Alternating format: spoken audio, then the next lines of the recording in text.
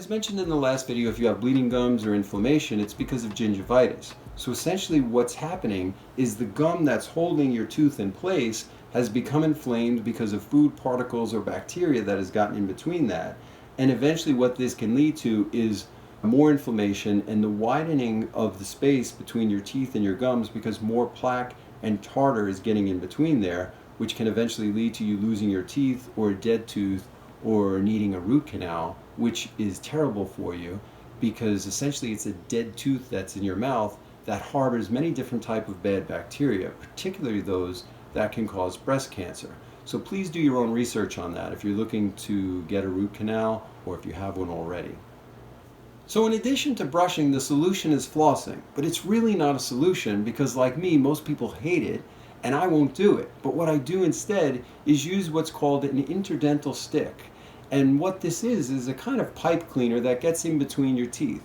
And there are different sizes depending on the amount of space you have in between your teeth. And you'll notice after brushing your teeth, there's still a surprising amount of food particles left in between your teeth that this will take out of. Now, this is a great preventative for bad breath and bad bacteria, but it won't completely solve it. In order to do that, what we're going to do is add a drop of essential oils to it. So the way I do that is by putting a drop of essential oils on my fingertip and dipping the stick in it. Now I prefer to use clove oil, but you can also use peppermint or tea tree, which is known as melaleuca, or frankincense, as these are all good for your gums as well.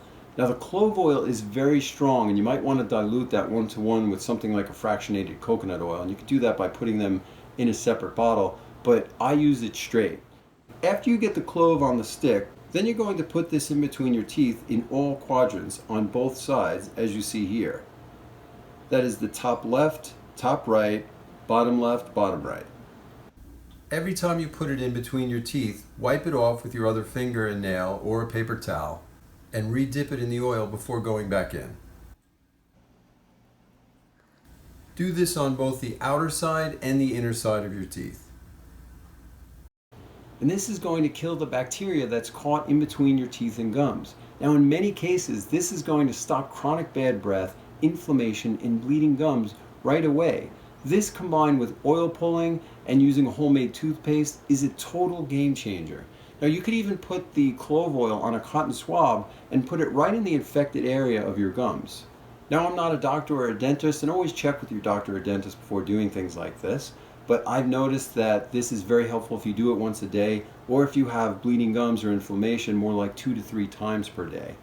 And the next technique that I use is with a food grade peroxide. I spray this on my teeth and gums using a syringe. You just put it in the syringe with at least an equal amount of water, but just to see how it feels, you can put up to 10 parts more per water as it foams up, and you might feel a sort of slight burn. If you don't want to use the syringe, you can just put it in a cup and gargle it. Leave this in for less than a minute and spray it directly onto your gums on both sides, inside and out. And I would not suggest using typical hydrogen peroxide you find in your drugstore. The hydrogen peroxide has been shown in studies to help with gum health, oral hygiene, and against periodontal disease, and has been used by dentists since at least 1913. And I'll also use interdental sticks to get it in between the teeth as well. Now, I'll do this, since I don't have any problems with my teeth or gums, about once every other week. But my herbologist would suggest, if you do have problems like that, maybe more like 2 to 3 times a week.